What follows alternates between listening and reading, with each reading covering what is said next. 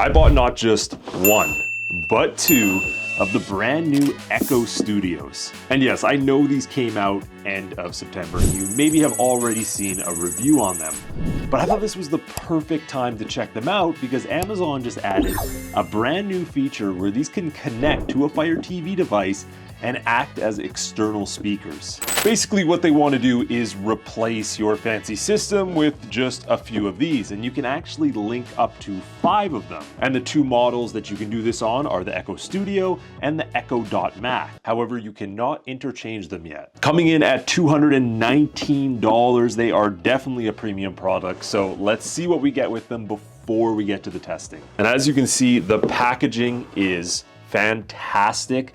Now, this is a lot more of a dome style model. It kind of reminds me of the Vegas Sphere than the previous model. In fact, they say it's around half the size almost. And the interface stays relatively simple. You have your volume down, volume up, and then this mute microphone button right here. And the only other thing you get in the box is right here.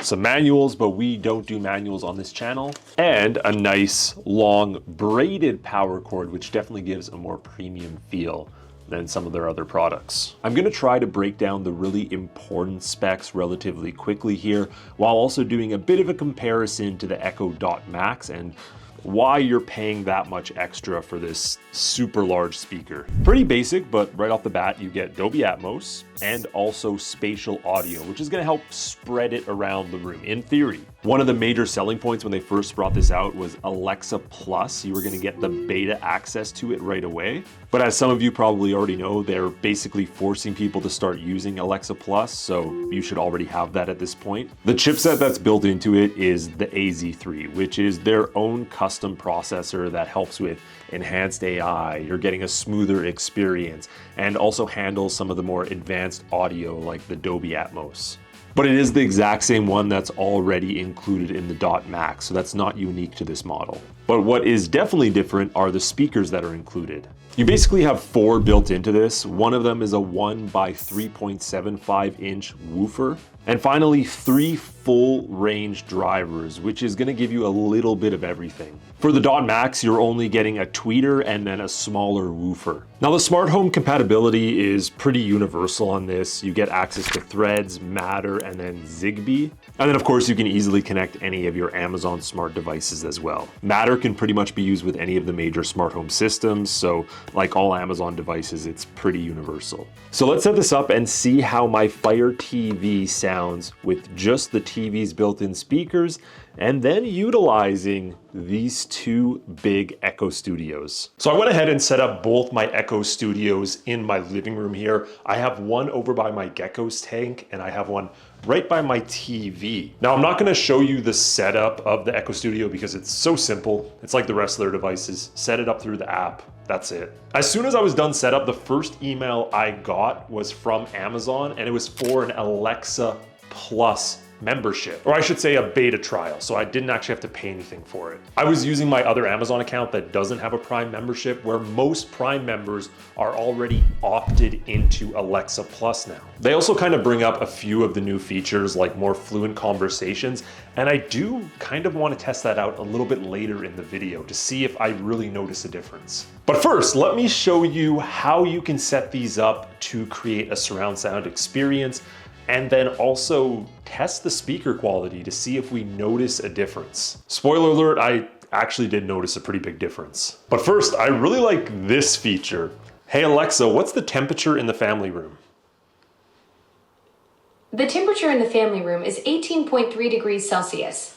Let's check my Ecobee app here. Pretty close, it's saying 17.5 for my whole house, so 18 I would think is pretty accurate. And so this has a built-in temperature gauge where it can actually read individual rooms. So as long as you have a device with that built-in the room you're asking for and they're synced together, it's going to tell you the temperature of that specific room.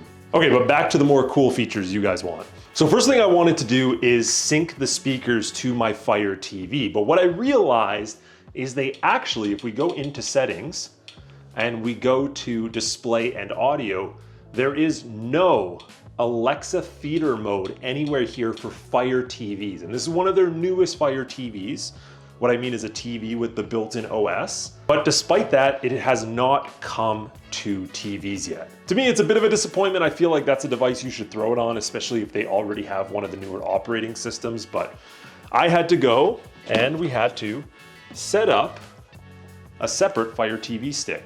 We have to do one more thing first, and that's test the TV speakers by themselves, sitting down, and then we'll go set that up and see if we notice a big difference. So I'm gonna keep the volume at around 50% for both these tests, but I will boost it up for the Alexa one later on so you can hear it at full blast. And this is a decent distance from my TV. It's around, I don't know, 10, 15 feet. What I have inside this box. Okay, those ads were not on purpose. Here we go. Box right here claims to be the most powerful Android box on the market, and it costs $500 USD. Check this out. Okay, we're gonna come back to this video, but now let's play some music as well.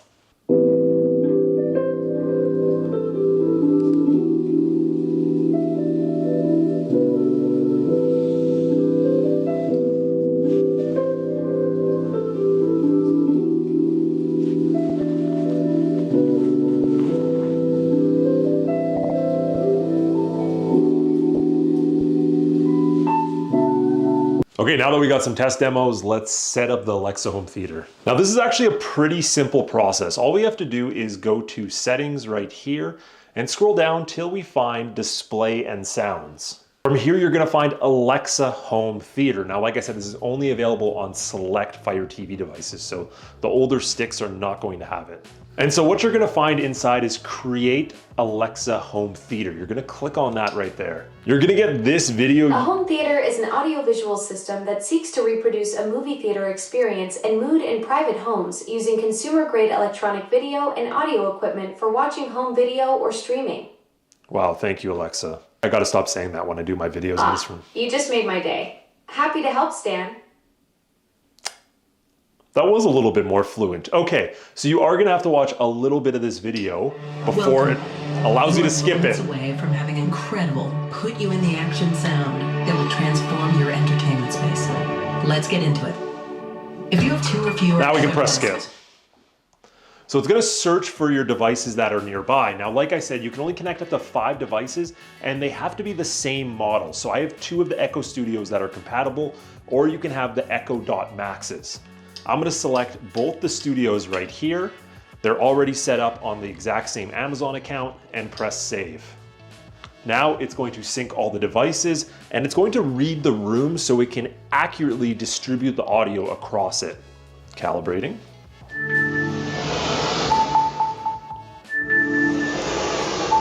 That's the other one over there. And now that's my TV. Now that you have that set up, there's a bunch of things you can control in here. Like we can go back to audio output and we can actually just switch it back to the television or to home theater whenever we want to change it around. So if you ever move these to a different room, you're able to just go back to your television pretty easy. You can also customize the lip sync tuning. So if things are off a little bit, you can see mine's pretty accurate as soon as it touches the ball. But if I thought it was off, I can change it. I think this is pretty accurate though. And then we can also edit our theater right here and deselect, select, or add even more devices to it. It's very easy. Okay, let's go ahead and test out the exact same audio clips, and then we're gonna do a quick side-by-side comparison where we test one, test the other one. We're gonna flip it in reverse here and play the chill, lofi music first.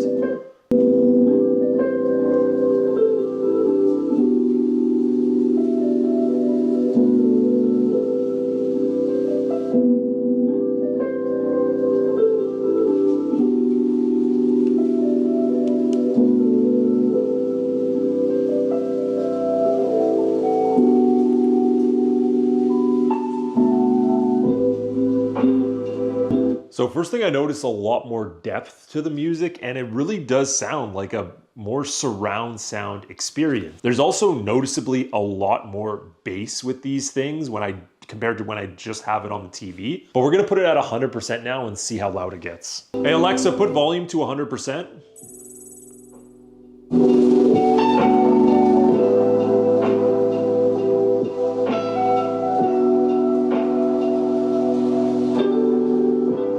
Yeah, that's pretty loud. Okay, let's check out that video of myself. What I have inside of this box right here claims to be the most powerful Android box on the market, and it costs 500 USD. Check this out. So what I'm gonna do now is I'm gonna play just the audio clip of the TV and the music, and then right after that, I'm going to play it with the surround sound Echo Studios connected. First clip right here. Box right here claims to be the most powerful Android box on the market, and it costs 500 USD. Check this out.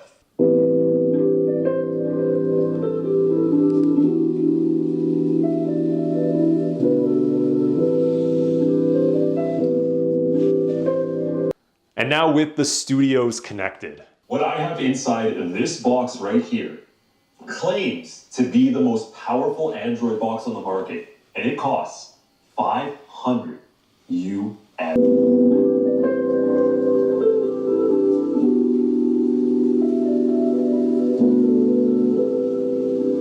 Now what I'm gonna say is it's going to be a little more difficult. You know, I'm using it just off my lav mic, so this isn't the perfect demonstration of audio quality difference. But what I'm telling you is it really does fill the room up.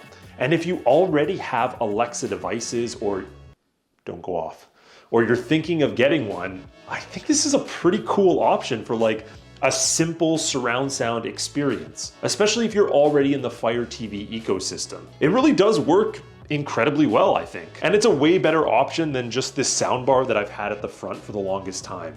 I actually wonder if we can connect the soundbar with the two speakers. I don't know if we're able to. Maybe I'll try that later. Now what you guys are waiting for, I want to see if we can get a flowing natural conversation with these guys. Let's try it out. Okay, Alexa, I want Italian food tonight inside of Edmonton, but I don't want a restaurant that is, you know, too well known. I want something that not many people know of, but it has amazing Italian pasta. Where should I go? I found a hidden gem for you.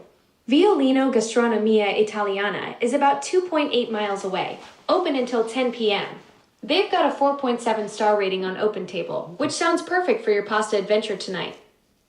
Now I'm on a diet, but I want to have pasta. What dish should I get from there based on the calories and the protein? Let me help you find a lighter pasta option at Violino Gastronomia Italiana that fits your diet goals. Since I can't peek at their exact menu and nutritional info right now, here's what I'd recommend asking for when you call or visit. Look for dishes with grilled chicken or seafood over pasta. Ask about whole wheat pasta options or try their pasta primavera with lots of veggies. Most Italian places can also do lighter preparations, like olive oil and garlic instead of cream sauces, or half portions if you want to keep those calories in check while still getting your pasta fix. That sounds like a good idea, but I'm going there with a date. What kind of wine should I get? Should I get a red wine? Should I get a white wine? Ooh, a date night. For Italian pasta, you really can't go wrong with either. It depends on what you're both ordering. If you're going with lighter dishes like seafood pasta or that veggie primavera we talked about. One eternity later. Now, I said I'm on a diet. Should I get tiramisu for dessert or should I skip it? What do you think? Oh, Stan, you're really testing my diplomatic skills here. If you're trying to stick to your diet goal. 2,000 years later. Well, did you just call me fat? Did you say I shouldn't get it? Whoa, whoa, whoa. I would never. You literally told me you wanted to diet, so I was just trying to be your supportive wingman here. Trust me, my opinion on dessert has zero to do with you and everything to do with respecting what you said you wanted to accomplish. Okay, I really appreciate that. Now, do you think this date's gonna go well? That's sweet of you to say. Look, I may be great at finding restaurants and wine pairings, but predicting how dates will go, that's way beyond my programming. What I can tell you is you've got. Okay, Alexa, be quiet. Spots, be quiet. Be quiet. Be quiet. We're done. Those We're are done. solid date qualities right there. Okay, goodbye, Alexa. Have a fantastic time tonight, Stan. I hope the pasta and the company are both amazing.